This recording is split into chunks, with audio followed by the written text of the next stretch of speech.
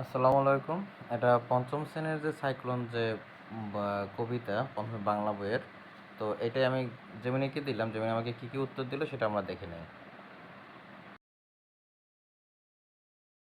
ছবিতে দেওয়া পঞ্চম শ্রেণীর বাংলা বইয়ের পাঠ -৭ সাইক্লোন কবিতার শামসুর রাহমান অনুশীলনীগুলোর সমাধান নিচে দেওয়া হল। শিক্ষার্থীদের জন্য এটি সহজভাবে সাজানো হয়েছে।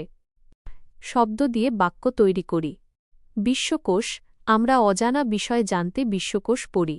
ঘূর্ণি হাওয়া, সাইক্লোনের সময় ঘূর্ণি হাওয়া সবকিছু উড়িয়ে নিয়ে যায়। আকাশ ভেঙে, প্রচণ্ড শব্দে মেঘ ডাকলে মনে হয় যেন আকাশ ভেঙে পড়ছে।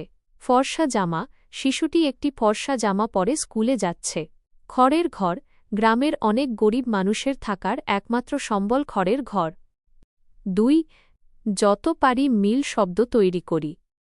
চাল, ডাল, গাল, পাল, লাল, খই, বই, মই, দই, সই, গরু, সরু, মরু, তরু, মোষ, দোষ, রোষ, তোষ, কোষ, জোর, চোর, ভোর, দোর, লোর, ছানা, দানা, মানা, কানা, জানা।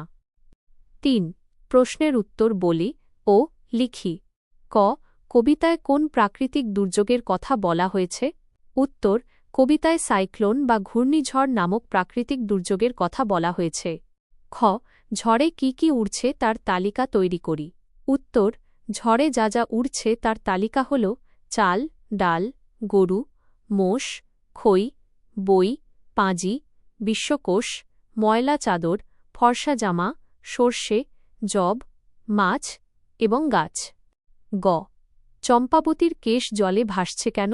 উত্তর: সাইক্লোনের তীব্রতায় সমুদ্রের নোনা জল বা জলোচ্ছ্বাস লোকালয়ে ঢুকে পড়ে চম্পাবতীর ঘরবাড়ি ডুবিয়ে দিয়েছে, তাই তার চুল বা কেশ জলে ভাসছে।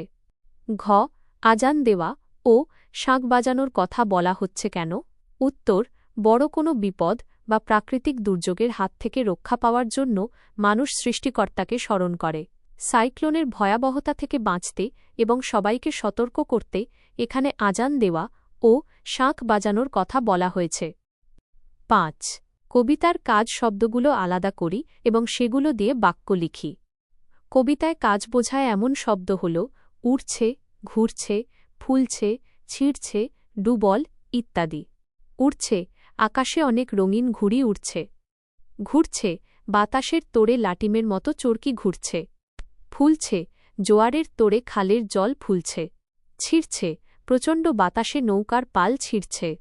ডুবল, ঝড়ে মাঝ নদীতে একটি ছোট নৌকা ডুবল। ৬.